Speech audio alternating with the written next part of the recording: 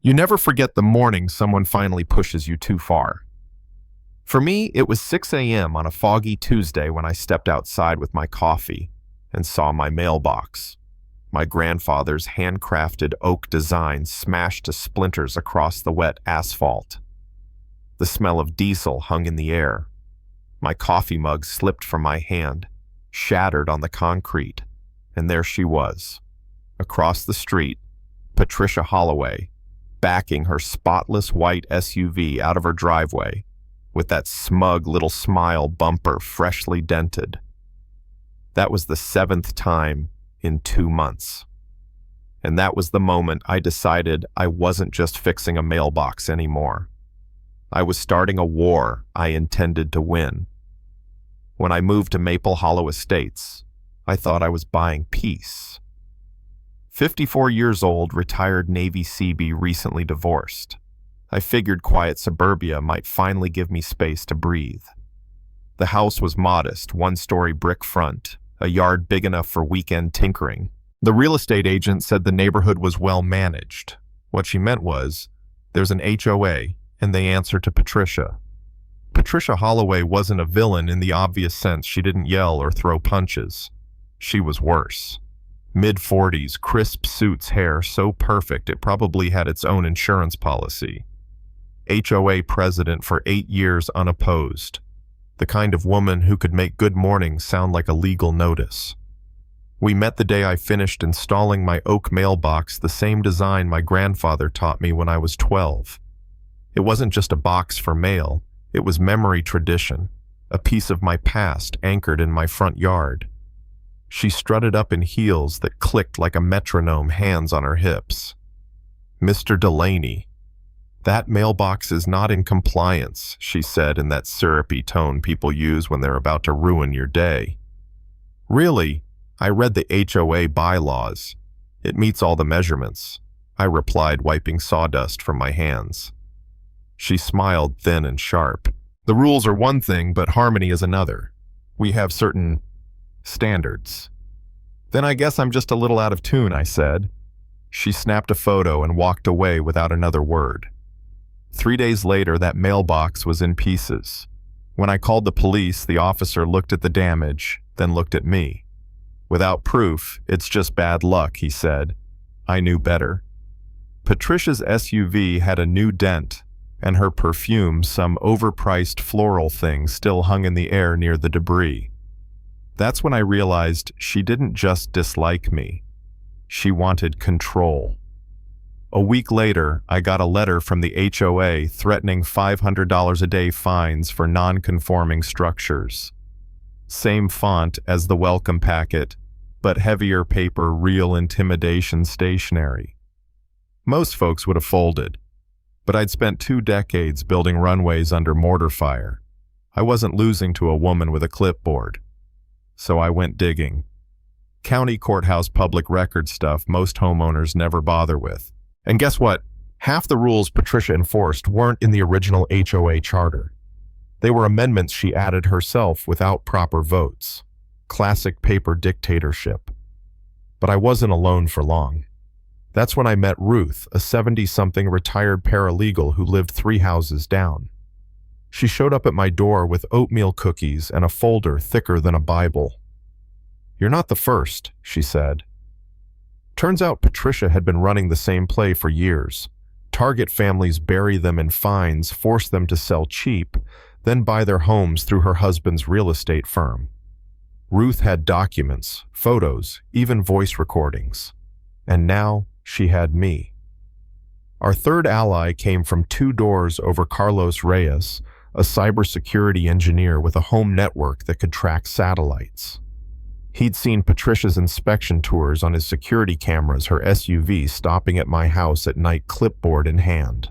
When we cross-referenced Ruth's files with Carlos's footage, the pattern was obvious. Patricia wasn't maintaining harmony, she was running a suburban racket. Still, evidence isn't enough if no one listens. So when Patricia called an emergency HOA meeting to address community safety concerns, we showed up.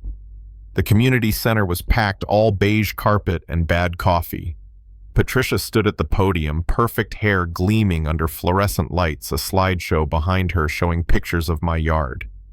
This homeowner, she declared, has repeatedly violated our standards, endangering property values. Her fake graphs showed prices plummeting since I moved in. People murmured. Some looked at me like I was contagious. I waited until she hit slide 10 before Ruth stood up. "Point of order," she said, voice sharp enough to cut glass. "Those numbers are fabricated. Here are the real sales records. Values have gone up 12%. She slammed the papers on the table. Murmurs turned into gasps. Carlos followed, projecting video footage of Patricia trespassing and spreading lies door to door. I took my turn last. "You've been running this neighborhood like your personal kingdom," I said. "But here's the thing about kings, they forget who really owns the land." I held up the original HOA charter. 90% of your rules are fake. The room erupted. Patricia tried to shout over the crowd, but Ruth wasn't done. She dropped her final bomb proof of $48,000 in HOA funds paid to Holloway Consulting Services. No work orders, no invoices, just her name on the checks. By the time we walked out, Patricia's empire was cracking, but she wasn't finished yet.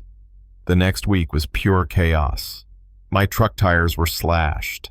Inspectors showed up daily with new complaints.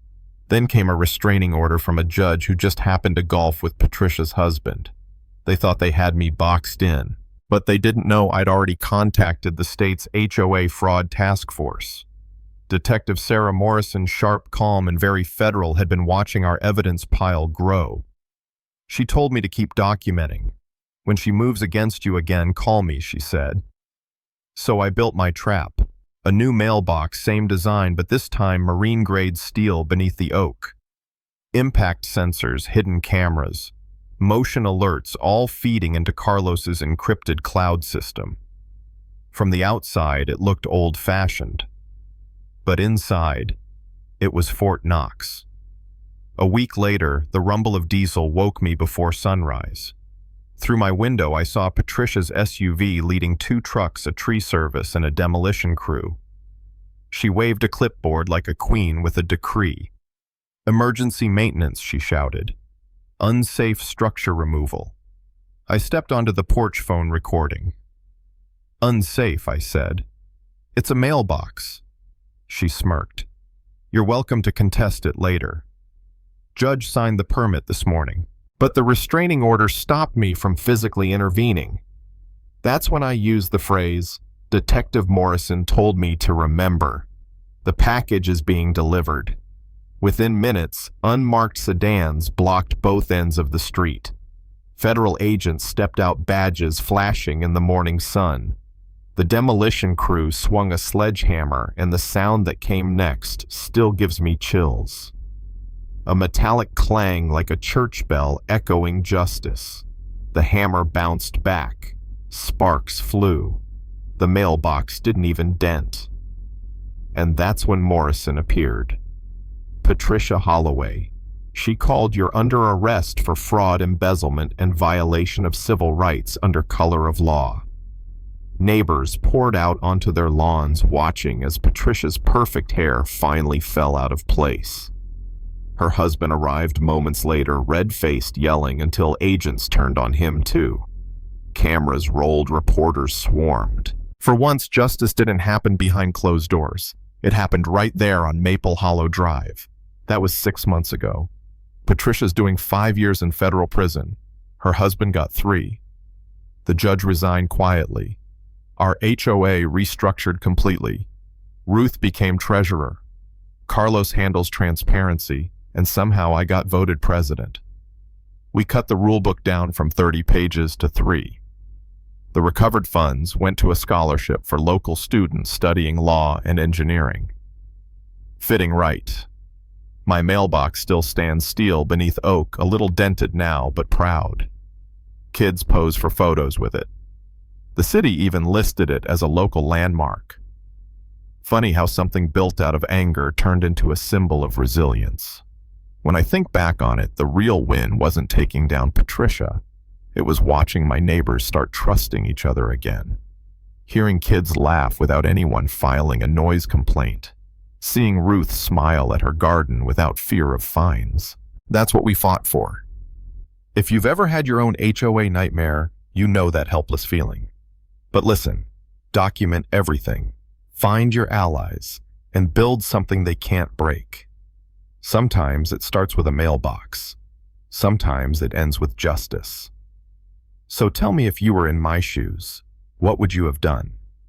Would you fight back or let it go? Drop your thoughts below, and let's talk about where the line between order and abuse really lies. And hey, don't forget to subscribe for more HOA war stories, because out here in suburbia, the battle for peace is never really over.